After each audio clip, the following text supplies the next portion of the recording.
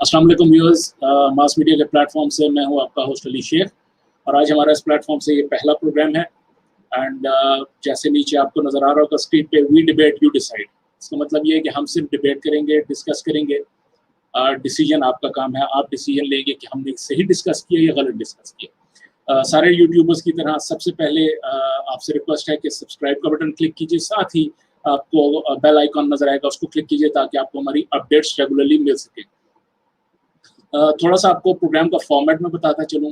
Programme का format ऐसे है कि हम एक एक्सपर्ट को बुलाएंगे जो अपनी फील्ड में बेसिकली एक्सपर्ट होंगे, लेकिन हम उनसे वो क्वेश्चंस पूछेंगे जो डेली रूटीन में लोग हमसे पूछते हैं और उनका जवाब हम उनसे लेने की कोशिश करेंगे। आज का जो हमने टॉपिक चूज किया है वो है इस्लामी माशरा और नौजवान, और इस पर बात करने के लिए हमने जिस शख्सियत को दावत दी है आज, वो एक रिलीजियस स्कॉलर हैं और पेशावर के रिलीजियस हलकों में वो किसी तारुफ के मोहताज नहीं। सैयद इनायतुल्लाह शाह साहब, इनको हम शाहजी के नाम से जानते हैं। अस्सलाम वालेकुम शाहजी। वालेकुम सलाम रहमतुल्लाहि व बरकात। बड़ी खुशी हुई जी, आपने मुझे इसका मौका दिया। अल्लाह ताला आपको अजर दे और अल्लाह ताला आपके काम में बरकत अता फरमाए जी। आमीन। जज़ाकल्लाह शाहजी, बहुत बहुत शुक्रिया, आपने इतने बिजी अपने रूटीन में से हमें टाइम दिया और हमें मौका दिया कि हम आपके इल्म से मुस्तफ़ीद हो सकें। ये मेरी खुश नसीबी है जी, अल्लाह पाक कबूल फरमाए जी। आमीन आमीन। शाहजी, सबसे पहले जैसा कि हमारा आज का टॉपिक है इस्लामी माशरा और नौजवान, हम बचपन से सुनते आए हैं इस्लामी माशरे के बारे में कि इस्लामी माशरा ये है, लेकिन हमें देखने को कहीं नहीं मिलता। बेसिकली इस्लामी माशरा है क्या? बहुत शुक्रिया जी।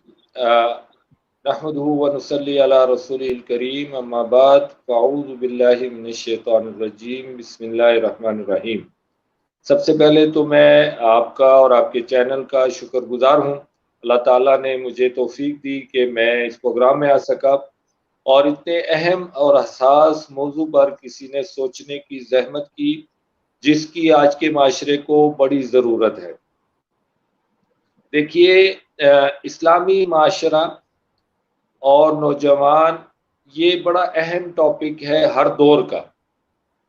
हर ज़माने का जो नौजवान है उसके कांधों पर ही उस ज़माने की और मुस्तकबिल की जिम्मेदारियां रही हैं और यही अल्लाह ताला की तरफ से फितरत है। जो सीनियर्स होते हैं, जो बूढ़े लोग होते हैं, जो बड़े होते हैं, वो अपने उम्र और तजुर्बे के हवाले से, अपने इल्म के हवाले से इस बात पर मुकल्लिफ होते हैं कि वो अपना विरसा अपने नौजवानों को मुंतकिल करें। और वो नौजवान न सिर्फ उनको संभालते हैं, उस ज़माने को संभालते हैं जिसमें सीनियर्स होते हैं, बल्कि आइंदा आने वाले नौजवानों के लिए और अगली नस्ल के लिए भी वो अहम जिम्मेदारी का रोल अदा करने के उन पर जिम्मेदारी होती है। जो टॉपिक आपने पूछा कि इस्लामी माशरा होता क्या है, इससे पहले मैं आपकी तवज्जो एक अहम नुक्ते की तरफ चाहूँगा जो कि अल्लाह ताला की तरफ से एक फितरी असूल है हर चीज़ के लिए।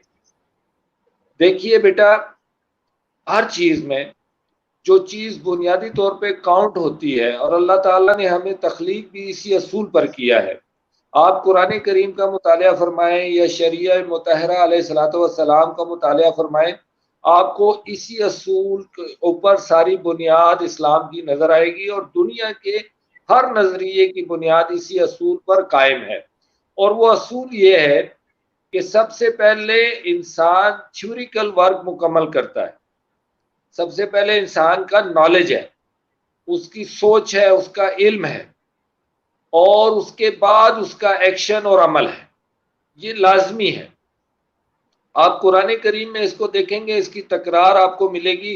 इन्नल्लज़ीना आमनू व अमिलुस सालिहात, इन्नल्लज़ीना आमनू व अमिलुस सालिहात, आमनू व अमिलुस सालिहात, ये आपको लाजिम और मलजूम के तौर पर मिलेगा। इसके मानी ये है कि आप पहले नजरियाती तौर पर किसी चीज को कबूल करते हैं, उसके बाद वो आपके एक्शन और अमल में जाहिर होती है। ये इंसान की तख्लीक का बुनियादी स्ट्रक्चर है।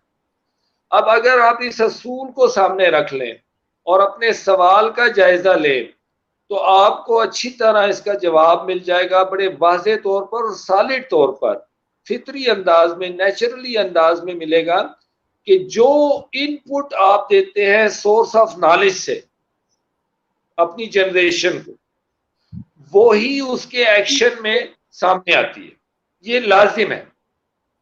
अब देखते हैं हम कि हमने पिछले कई सौ सालों से इस्लाम की जो तारीख 1450 साल की विरासतन चली आ रही है, उसमें हमने जब ये हमारा ये सिविलाइजेशन का दौर या जदीद इंडस्ट्रियलाइजेशन का दौर या मटेरियलिस्टिक दौर शुरू हुआ है जब से, और जब से हमने एक क्वालिफाइड और क्वालिफिकेशन की रिक्वायरमेंट रखी है हर शोबे जिंदगी के लिए कि आपके पास डिग्री हो, तब जाकर आप किसी चीज की अहलियत के काबिल माने जाते हैं। तब से माशरे का जो रुझान अपनी आइंदा नस्ल के लिए बना है, वो जो सोर्स ऑफ नॉलेज है जो आप अपने छोटे बच्चे को स्कूल में डालते हैं और उसको जो आप नॉलेज दे रहे हैं बचपन से, जबकि अभी वो लाशऊर में है, और जब वो शऊर की मंजिल यानी मैट्रिक तक आता है तो आपने उसका एक माइंड फ्रेम बना लिया होता है कि उसने क्या बनना है जिंदगी में और उसके जो कामयाबी के गुर है या जो असूल है वो क्या है, या पैरामीटर्स ऑफ लाइफ क्या है। अब अगर आप अपने आप का जायजा लें, आप मेरा जायजा लें, मुझसे पिछली नस्ल का जायजा लें, तो एक तसलसल में आपको बिल्कुल हम ग्रेजुअली मटेरियलिस्टिक किस्म की तरफ जाते हुए नजर आएंगे। जो मेरे दादा थे उनका जो सोर्स ऑफ नॉलेज था वो खालिस रिलीजियस सोर्स ऑफ नॉलेज था। उनके बचपन में दीनी तालीम दी जाती थी, घरों में, मदरसों में, स्कूल में फारसी, अरबी और मकामी जुबान में तमाम दीनी लिटरेचर हमारे मदारिस में, हमारी स्कूलों में, हमारे मकातिबे इल्म में पढ़ाया जाता था। और हमारी जो नस्ल यानी उस वक्त की जो बचपन की नस्ल जवान होती थी तो वो सारी उलूम दीन से वाकिफ होती थी। इस्लामी अक़दार, इस्लामी असूल, इस्लामी हदूद, इस्लाम की जो शरीय मुतहरा की जो तमाम ज़वाबित हैं उनको ज़ुबानी याद होते थे। हलाल हराम, जायज़ नाजायज़, जुल्म, ज़्यादती, शिर्क, कुफर, बिदात, सारी चीज़ें उनको बचपन में मिल जाती थी और वो जब बड़े होते थे तो अपने दीन के बारे में पूरी तरह बाइलम होते थे।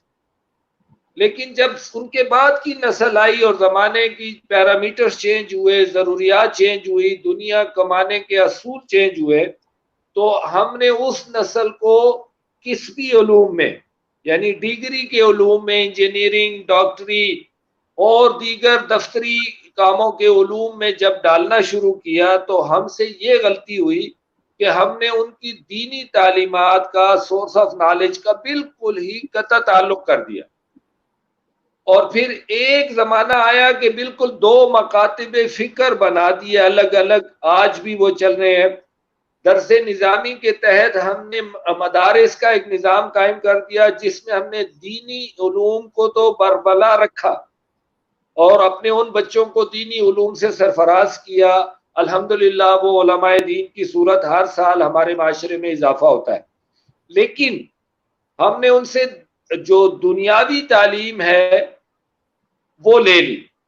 वो बेचारे दुनियावी उलूम में बिल्कुल जीरो है और वो बिल्कुल जाहिलों की तरह दूसरों का मुंह देखते हैं, बावजूद इसके कि वो दीनी उलूम में माहिर होते हैं, लेकिन उनका जो कम्बिनेशन है दुनिया के साथ नहीं हो पाता। उनको कुछ भी नहीं आता दुनिया के बारे में, तो वो बिल्कुल पीछे रह गए, बैकग्राउंड में चले गए और सदका और खैरात पर उनका गुजारा हो गया। उसके मुकाबले में हमने जो जनरेशन दुनिया की स्कूलों को दी यानी किस्बी उलूम को दी जिससे उनकी रोटी रोजी हासिल होनी थी, उनको हमने दीनी उलूम से कट ऑफ कर दिया। वो बेचारे दीनी उलूम में बिल्कुल नाबलद हो गए। और अब हैरत का तमाशा ये है कि आप हर जुमे के दिन देखते हैं कि मस्जिद के मिंबर पर एक आलिम दीन जब बैठकर मसाइल दीनी बयान करता है तो नीचे बैठा हुआ शख्स जो पढ़ा लिखा है, जिसके पास मास्टर की डिग्री है, जिसके पास पीएचडी लेवल की डिग्री है, लेकिन वो दीनी उलूम में नाबलद होने की वजह से वो अपने उस भाई को जो मिंबर पर बैठा है उसके साथ इसका ज़हनी तनाव चल रहा होता है, क्योंकि उसके इल्म में और इसके इल्म में कंट्रास्ट है, बिल्कुल तजाद है, दोनों एक दूसरे की उल्टी सिमत में सोच रहे होते हैं। और इस तरह हमने माशरे में एक बहुत बड़ा दो महाज कायम कर दिए जो अब एक दूसरे के खिलाफ सोच रखते हैं। जो यूनिवर्सिटी का तालिब इल्म है या जो प्रैक्टिकल लाइफ में पीएचडी करके काम कर रहा है या डॉक्टर बना हुआ है या इंजीनियर बना हुआ है, उसकी मौलवी से बिल्कुल नहीं बनती है, क्योंकि इल्म का तजाद है। उसका लेवल ऑफ नॉलेज वो नहीं समझ रहा और उसका लेवल ऑफ नॉलेज वो नहीं समझ रहा। तो मुख्तसरन आपके सवाल का फिर मैं एक आसान सा जवाब दे दूं इस सारी तमीद के बाद कि सोर्स ऑफ नॉलेज ये बुनियादी चीज है और इस्लाम भी इसको बुनियादी चीज समझता है। जिस माशरे का सोर्स ऑफ नॉलेज आप चेंज कर दें, माशरे की अकदार और प्रैक्टिकल लाइफ चेंज हो जाती है, ये अंडरस्टूड है। अब आप इस बुनियाद पर अपना जायजा लें। जी जी अली प्लीज। एक छोटी सी चीज आपसे मैं ये पूछना चाहूंगा कि हमने जो सुना, जो हमने जो किताबों में पढ़ा या उलमाए दीन से हमने सुना, रसूल पाक सल्लल्लाहु अलैहि वसल्लम ने जब मदीने की रियासत की बुनियाद रखी तो उन्होंने सबसे पहले माशरा कायम किया और लोगों की तरबियत की। आप क्या ये नहीं समझते कि हमने वो जो माशरती अकदार थे उनको तो पीछे छोड़ दिया और नमाज, रोजा, हज, ज़कात इनको हमने तरजीह दी और बाकी जो अकदार है माशरे के, सच बोलना, मिलावट ना करना, चोरी ना करना, धोखा ना देना, इन चीजों को हमने पीछे छोड़ दिया, जिसकी वजह से हमारा माशरा आज इस्लामी माशरा जो है वो नीचे की तरफ जा रहा है। अली आपने बहुत प्यारी बात की माशाल्लाह, और बड़े अहम नुक्ते पर आपने हाथ रखा है, इसमें कोई शक नहीं है। सरकार अलैहिस्सलाम ने जो माशरा तश्कील दिया अल्लाह मालिकुल मुल्क की रहनुमाई और वही की रहनुमाई में, वो बिल्कुल आपने दुरुस्त फरमाया कि उसमें जो उन्होंने वैल्यूज दी और जिन वैल्यूज को उन्होंने डेवलप किया माशरे में, बात वहीं आती है कि उन्होंने एक मुकम्मल और जामे दीन की आगाही दी। उन्होंने जो सोर्स ऑफ नॉलेज यानी जो डिवाइन सोर्स ऑफ नॉलेज था वही जो थी, उसमें ये नहीं था कि अल्लाह ताला कह रहे हैं कि तुम सिर्फ नमाज पढ़ लो और बाकी जो मर्जी कर लो ठीक है। ऐसा तस्वुर नहीं दिया गया। नमाज तो वो लोग पढ़ रहे थे पहले से, कुरान इस पर गवाही देता है, अजाल तुम सिकायत अल हाज व इमारत अल मस्जिदिल हराम कमन आमन बिल्लाहि वल यौमिल आखिर। कुरान इस पर गवाही दे रहा है कि वो तवाफ़े काबा करते थे, वो नमाज पढ़ते थे, वो रकू करते थे, वो सजूद करते थे, बल्कि वो हाजियों की खिदमत करते थे, बल्कि वो अपनी जान के दुश्मन को भी खाना काबा के अंदर कुछ नहीं कहते थे, उसकी हुर्मत का ख्याल करते थे, बल्कि हजर अस्वद के नसब करने की सआदत हासिल करने के लिए एक दूसरे से लड़ते थे। वो तो इतना तकद्दुस करते थे अल्लाह के घर का, लेकिन वो अपने माशरे में यानी बाजार में अल्लाह के अहकामात को मानने को तैयार नहीं थे। और इस बात के लिए उन्होंने सरकार अलैहिस्सलातु वस्सलाम को टफ टाइम दिया। उन्होंने कहा कि माँ वजदा अलैहि आबाना, हमने कभी अपने बाप दादा से ये नहीं सुना कि हमारा अल्लाह हमारे बाजार के असूलों में भी मुदाखलत करता है। यहां पर भी अल्लाह का कोई कानून मानना है, हलाल हराम, जायज नाजायज, ये चीजें, जुल्म ज्यादती, ये चीजें वो नहीं मानने को तैयार हुए। बिल्कुल आपने सही फरमाया कि सरकार अलैहिस्सलातु वस्सलाम ने तो एक जामे दीन अता फरमाया कि अल्लाह ताला तुम्हें कहते हैं कि मुझे माना है तो मेरी हर बात में मानो। देखिए हमारा जो कलमा है अशहदु अल्ला इलाहा इल्लल्लाह, इसके क्या माने हैं? इसके वो माने लेंगे जो अरब ने लिए हैं। हमने जो इसके माने रखे हैं वो जरा से अजमी हो गए। हमने इसके माने लिए हैं कि नहीं है कोई इबादत के लायक सिवाय अल्लाह के। बेशक ये माने भी इसके ठीक है, लेकिन ये ज़िम्नन है, हम तो अल्लाह की इबादत कर रहे हैं, इसलिए हमारे जहनों में इसका जो असल माने हैं वो जाहिर नहीं होते, क्योंकि हर शख्स नमाज पढ़ रहा है, जो रिश्वत ले रहा है वो भी नमाज पढ़ रहा है, जो रिश्वत दे रहा है वो भी नमाज पढ़ रहा है, जो धोखा दे रहा है वो भी नमाज पढ़ रहा है, जो झूठ बोल रहा है वो भी नमाज पढ़ रहा है, जो 100 की चीज 1000 की बेच रहा है वो भी नमाज पढ़ रहा है, जो ब्लैक में आज का हालात देख लें, जो दवाई 100 रुपए की थी वो 10,000 की हो गई है, 5,000 की हो गई है, गायब हो गई है। तो वो क्यों? वो भी नमाज पढ़ रहा है। अब ये तसव्वुर उनका भी था कि हमारा अल्लाह हमसे सिर्फ नमाज चाहता है। नहीं, अल्लाह के हबीब सल्लल्लाहु अलैहि वसल्लम ने फरमाया कि नहीं, अल्लाह कहता है मुझे इला मानो। इला के माने हैं कि तुम मुझे हर चीज में मेरी कमांड मानो, हर चीज में मुझे मानो, हर हुक्म मेरा मानो, चाहे वो कारोबार है, चाहे वो माशरत है, चाहे वो सियासत है, चाहे वो माश है, चाहे वो किसी भी पहलू जिंदगी, हुकूमती पहलू है, गवर्नमेंट लेवल है, चाहे वो इनफरादी पहलू है, मेरा यानी अल्लाह कहता है मेरा हुक्म उसमें मानोगे तब जाकर अल्लाह की इलाहियत पूरी होती है और नबी करीम सल्लल्लाहु अलैहि वसल्लम की रिसालत और बेसत का मकसद पूरा होता है।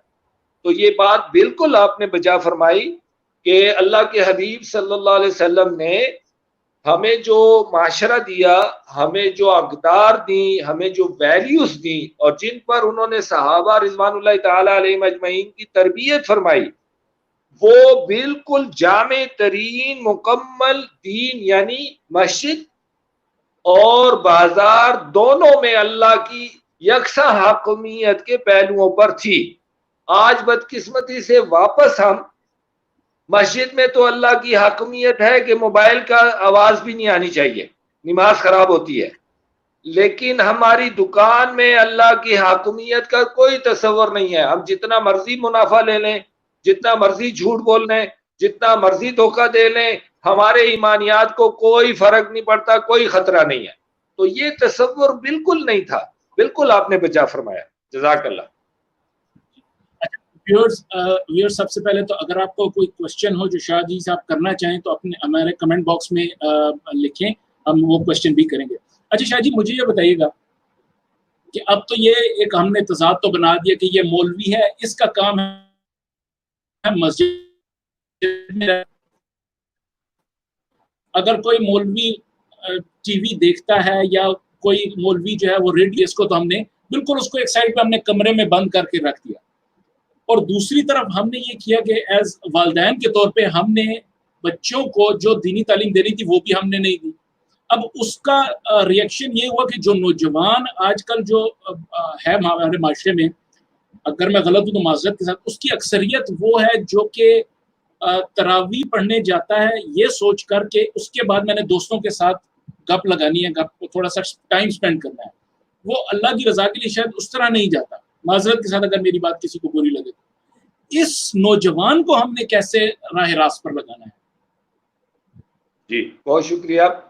ये सवाल पहले सवालों से भी ज्यादा अहमियत का हामिल है माशाल्लाह, कि सलूशन क्या है। सूरत हाल तो हमारे सामने वाज़ेह हो गई है कि हमने गलती की कि हमने दो स्कूल ऑफ थॉट इंट्रोड्यूस करा के दीन और दुनिया को अलग कर दिया। ये हमारी गलती थी और हमें इसे मानना चाहिए। हमें दीन और दुनिया का कॉम्बिनेशन देना चाहिए था अपने दरसगाहों में, जैसा कि अभी जो इक़दाम हुआ है कि कुरान का तर्जुमा लाजिम है और डिग्री नहीं मिलेगी बगैर इसके। ये बहुत अहसन इक़दाम है, इसकी जितनी भी तारीफ की जाए कम है। ये बहुत पहले हो जाना चाहिए था और हम अप्रिशिएट करते हैं उन सारे मेंबरान को जिन्होंने इसमें काविश की और अल्लाह ताला उनको ये अजर दे। ये बहुत पहले हो जाना चाहिए था। इससे आज हमारी ये बहस ना होती और ये दूरियां ना होती। हर नौजवान कुरान से आशना होता और कम अज कम बेसिक ऑफ दीन की जो तालीमात है उनसे जरूर आशना होता। बाकी अमल की तौफीक तो अल्लाह के पास है, वो तो कोई भी इस मामले में जबर नहीं है। अगर कोई दीन को समझकर दीन पर अमल नहीं कर रहा तो अल्लाह ताला से दुआ है कि अल्लाह ताला उसे समझ दे। लेकिन हम जो इस वक्त रोना रो रहे हैं वो दूरी इल्म का रो रहे हैं। तो आपने बड़ा प्यारा सवाल उठाया कि सलूशन क्या है। देखिए सलूशन इसमें अल्लाह ताला की दीन में वही रखा है, कुरान में इसका सलूशन दिया गया है। कुरान में अल्लाह ताला अपने हबीब सल्लल्लाहु अलैहि वसल्लम के फरमा रहे हैं कि देखिए माशरे के हर काम में अफराद की जरूरत पड़ती है, ये नेचुरल है। आर्मी की जरूरत है, डॉक्टर्स की जरूरत है, इंजीनियर्स की जरूरत है। बिल्कुल हर शोबे जिंदगी में हमें एक्सपर्ट चाहिए। ये माशरा तभी जाकर बनता है। इससे इनकार नहीं किया जा सकता कि सारों को हम मौलवी बना दें। ये इस्लाम का मिजाज नहीं है कि सारे आलिम दीन हो जाए और डॉक्टर वगैरह ना बनाए। ये नहीं मैं कह रहा, ये बिल्कुल भी नहीं हो सकता, ये फितरत के खिलाफ है। हो ये सकता है कि आप जो जितने भी हमारे अरबाब इख्तियार हैं या जितने भी अरबाब इख्तियार हैं या जितने भी माशरे के लेजेंड लोग हैं, स्कॉलर्स हैं, वो मिल बैठकर एक ऐसा एजुकेशनल सिस्टम बनाए कि जिसमें हर मौलवी को भी गुजरना पड़े और वो दुनिया के जो बेसिक उलूम हैं उनसे वो आशना हो और उनकी बेसिक को समझे, ताकि उसके सामने जो पढ़ा लिखा नौजवान बैठा हो उसकी जरूरियात को, उसके माइंडसेट को, वो उसके लेवल को समझने के काबिल हो। और इसी तरह हर पीएचडी और दुनिया के डिग्री ओनर को भी बेसिक ऑफ दीन के कोर्स से गुजरना पड़े, ताकि उसको अपने दीन की बेसिक, यानी बेसिक से मुराद वो चीजें कि जिनको मानना मुसलमान होने के लिए लाजिम है, जिनके बारे में शक व शुबा रखना, जिनके बारे में गलत इल्म होने की वजह से कुफर, इल्हाद, इर्तिदाद पैदा होता है और बंदा इस्लाम से खारिज हो जाता है और बंदे को पता ही नहीं होता। बंदा अपने जहालत की वजह से दीन के ऐसे शोबों के बारे में ऐसी कमिलमी का इजहार कर रहा होता है कि जिससे दीन की वैल्यूज डैमेज हो रही होती हैं।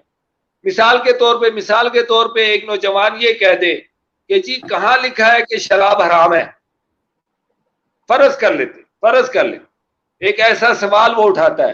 तो अब इसका जाहिरी मतलब यही है कि इस बच्चे को, इस नौजवान को दीन की क्राइटेरिया और प्रोटोकॉल्स का नहीं पता, वरना यही सवाल ही ना उठाता।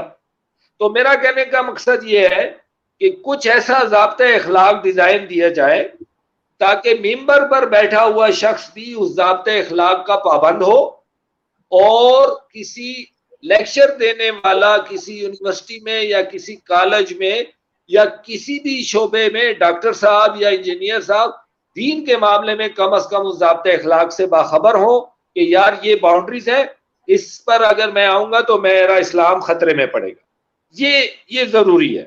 तो सोल्यूशन ये है कि हम अपने माशरे में सोर्स ऑफ नॉलेज को डिफाइन करें और एक ज़ाब्ता अखलाक बनाकर अवाम के सामने रखें और हर बाब इख्तियार को ऐसा कानून लाने का कहें कि जो कॉलेज में भी एप्लीकेबल हो और जो मदरसे में भी एप्लीकेबल हो, जो डॉक्टर के लिए भी हॉस्पिटल में, डॉक्टर के क्लिनिक में वो ज़ाब्ता अखलाक उसके सामने हो दीन के मामले में, और इंजीनियर के लिए भी हो, जिंदगी के दीगर एक्सपर्टीज के लिए भी हो कि अगर आप मुसलमान हैं तो ये ज़ाब्ता अखलाक को आप अच्छी तरह समझ लें, ये आपकी दीन की बुनियाद है।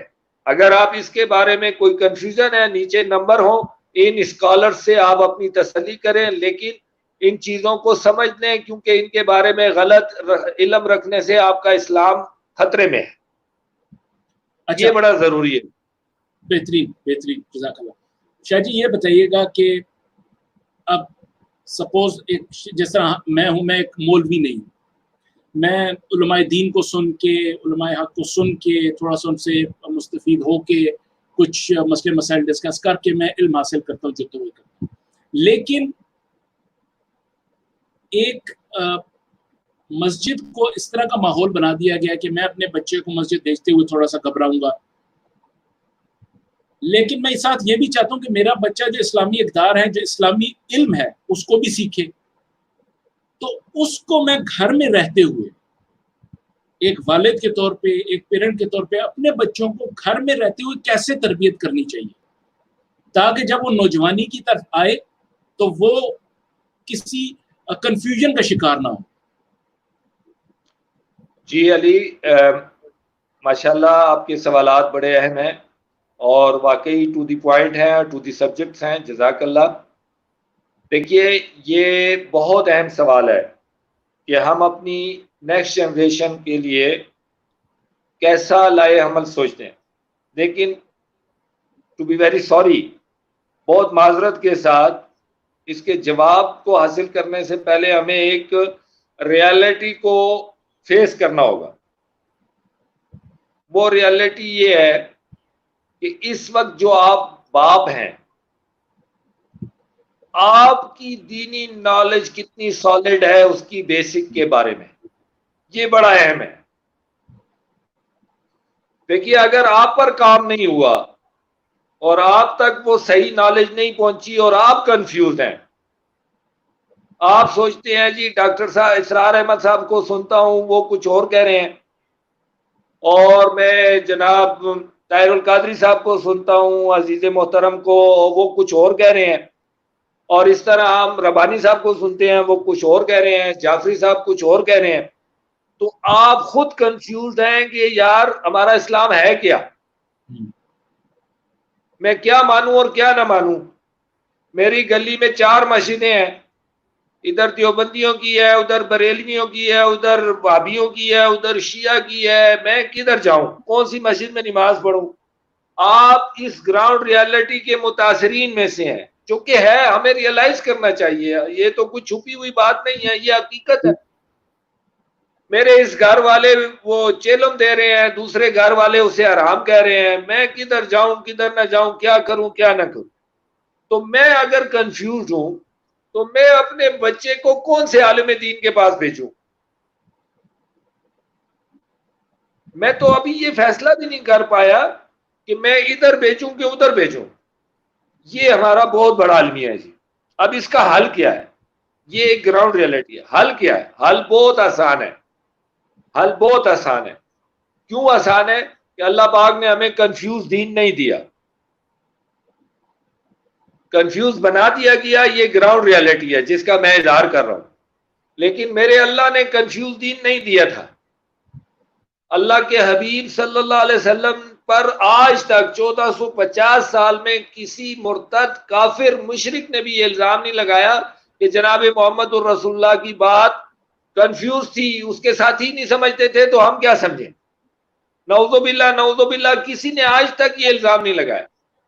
आपकी बात स्टेट थी और सबकी समझ में पहले दिन से आई थी। जब आप सफा की पहाड़ी पे तशरीफ फरमा हुए अल्लाह के हुक्म से, और जब आपने अपनी जुबान मुबारक से पहले दिन एक बात निकाली कि या अय्युहन्नास क़ूलू ला इलाहा इल्लल्लाह तुफ्लिहू, तो सारे माशरे को पहली मर्तबा ही समझ आ गई कि आप क्या कहना चाहते हैं। इतना वाज़ेह दीन था। वो और बात है कि हम अजमियों ने ये क्लास और ये स्कूल ऑफ थॉट और ये जो मैंने कहा देवबंदी बरेलवी शिया हम तकसीम हो गए हैं, ये ग्राउंड रियलिटी अपनी जगह, ये कंफ्यूजन का इज़हार है। असल चीज जो है वो अल्लाह का दीन सॉलिड है और वाज़ेह है। अब हमने करना क्या है? हमने सबसे पहले, अली भाई ये मैं आपको यानी यखनी दे रहा हूं, पुलिया दे रहा हूं, निचोड़।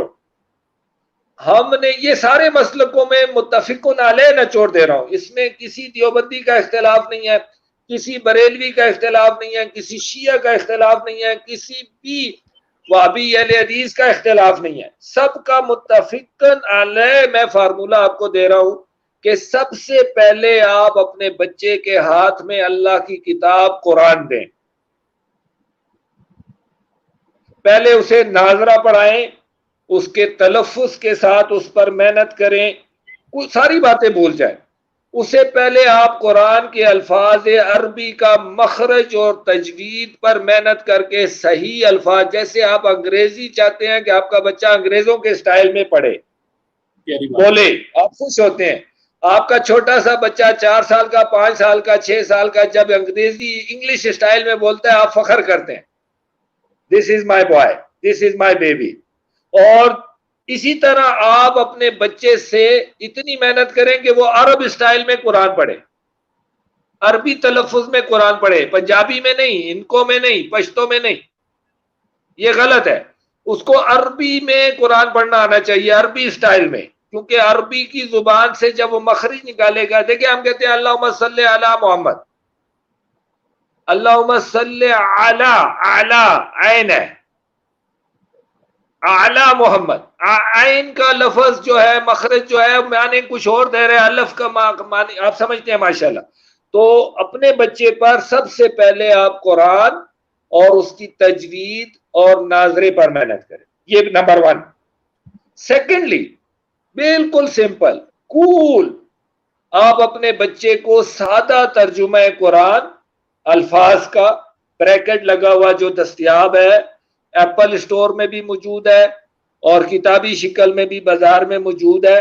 आप वो कुरान उसे दें, साथ में एक सादा कॉपी दें, पेन दें, उससे एक लफ्ज रोजाना पढ़ने को कहें कि वो एक लफ्ज पढ़े अल्हम्दुलिल्लाह और तर्जुमा लिखे, कुछ भी ना समझे। जैसे वो आप उस छोटे बच्चे को कहते हैं ना APPLE एप्पल, वो कुछ भी नहीं समझता आप उसको क्या दे रहे हैं, वो रट्टा लगा रहा है, गोटा लगा रहा है और आप खुश होते हैं। बिल्कुल इसी तरह उसको अल्हम्दुलिल्लाह तर्जुमा लिखवाएं, तर्जुमा पढ़ें। जब वो एक सिपारा खत्म करेगा ना पहला, तो वो अल्फाज रिपीटेड आते हैं, रिपीटेड आते हैं, रिपीटेड आते हैं। वो खुद ब खुद आपको कहेगा पापा इसके ये माने, डैडी इसके ये माने, अबू जी इसके ये माने। वो खुद ही आपको बताएगा। बच्चा होते हैं ना शार्प होते हैं, और 8वीं क्लास की उम्र तक, यानी 13-12 साल की उम्र तक बच्चे में पिक करने की सलाहियत बहुत शार्प होती है। फिर अगले 2 साल मैट्रिक तक बहुत ज्यादा डाउन हो जाती है, फिर अगले 2 साल FA में वो डल हो जाता है, और फिर MA तक वो बिल्कुल ही डल हुआ होता है, उसे कुछ भी समझ नहीं आ रही होती, उसके जहन में इतनी फाइलें भरी जाती हैं। तो ये जो 12 साल की उम्र तक आप अगर अपने बच्चे को स्कूल भेजें, बिल्कुल जरूरत है वक्त की। मैं ये नहीं कह रहा कि आप अपने बच्चे को स्कूल ना पढ़ाएं, बिल्कुल आप उसको हाई से हाई एजुकेशन दें, वक्त की जरूरत है। लेकिन साथ में सिर्फ अपने घर में एक काम करें, उसको अल्लाह का कलाम सबसे पहले उसके हाथ में दें। मत डरें, ये छोटा है, मत डरें कि ये इसको अभी नहीं समझ सकता, बिल्कुल ना समझे, कोई भी डरने की बात नहीं है। उसको कुरान हाथ में दें, उसकी तजवीद पर मेहनत करें, उसके तलफ़ुज़ पर मेहनत करें। और आजकल तो यूट्यूब पे अच्छे से अच्छी तजवीद की क्लास मुफ्त में पड़ी हुई है, कोई आपको कारी हायर करने की जरूरत नहीं है। आप यूट्यूब पे उसको डाउनलोड कर दें कि वो तजवीद का एक लेसन ले, और उसके मुताबिक वो बार बार रिपीट करके अपना तलफ़ुज़ सही करे और फिर तर्जुमा पढ़े, बस इतना काफी है। 10वीं क्लास तक आप इतनी मेहरबानी कर दें उसके साथ कि उसको कुरान का तर्जुमा पढ़ा दें, बस। फिर मैं आपको गारंटी देता हूं, कि आपका बच्चा किसी के हाथ कंफ्यूज नहीं होगा। मैं लिख के देता हूं। फिर अगर आपका कोई क्वेश्चन है शाह जी से, अगर आप सैयद इनायतुल्लाह शाह साहब से अगर आपको क्वेश्चन करना चाहते हैं तो कमेंट में लिखिए, हम इनसे क्वेश्चन करेंगे। व्हाट्सएप नंबर आपकी स्क्रीन पर ये आ रहे हैं, इस पे आप व्हाट्सएप कर सकते हैं क्वेश्चन अगर कोई है आपका, तो या कोई सजेशन है तो आप कीजिए, तो हम आपसे इसका जवाब शाह जी से ले लेंगे। दूसरी चीज़ ये है कि जिन्होंने अभी तक सब्सक्राइब नहीं किया चैनल, उसको सब्सक्राइब कीजिए, बेल आइकन को क्लिक कीजिए ताकि आपको अपडेट्स मिलती रहे। शाह जी, आखिरी सवाल जी जरूर। व्यूअर्स, ये मैं आपको बता दूं, शाह जी के साथ ये हमारी पहली बैठक है, लेकिन ये आखिरी इंशाल्लाह नहीं होगी। हम इनसे टाइम टू टाइम वक्तन फक्तन इनसे हम मुस्तफीद होते रहेंगे इंशाल्लाह ताला। शाह जी, ये मुझे बताइएगा कि अभी तक जितनी आपने बातें की वो ठीक है, सारा कुछ है, लेकिन आप क्या समझते हैं कि क्या ये पॉसिबल है? आप ये नहीं समझते कि हमें एक ऐसे लीडर की जरूरत है जो खुद नमाज पढ़ाए, जो जुमे की नमाज, जुमे का खुतबा, ईद की नमाज, ईद का खुतबा वो खुद पढ़ा सके? जब तक आप क्या समझते हैं ऐसा, मेरे अंदाजे में जब तक ऐसा लीडर नहीं आपको मिलेगा तब तक तो ये इस्लामी माशरा हम शायद ना बना सके। इस बारे में आपकी क्या राय है? जी बहुत शुक्रिया इतने अहम सवाल के लिए। ये बिल्कुल आपके प्रोग्राम को हाई लेवल का सवाल है माशाल्लाह। देखिए, जहाँ तक लीडरशिप का ताल्लुक है, इसमें थोड़ी सी माजरत के साथ गुजारिश है कि मौजूदा ज़माने में सिक्योरिटी मेजर्स बहुत ज़्यादा है, ये आप भी समझते हैं और मैं भी समझता हूँ।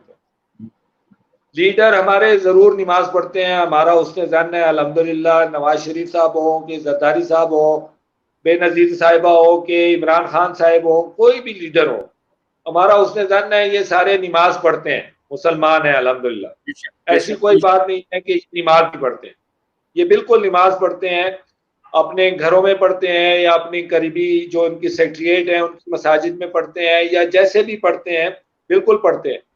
अब मसला ये है कि ये कौम की इमामत कराएं, ये आज के दौर में ज़रा सा मुश्किल हो गया है। वो मसला ये है सिक्योरिटी मेजर्स की वजह से।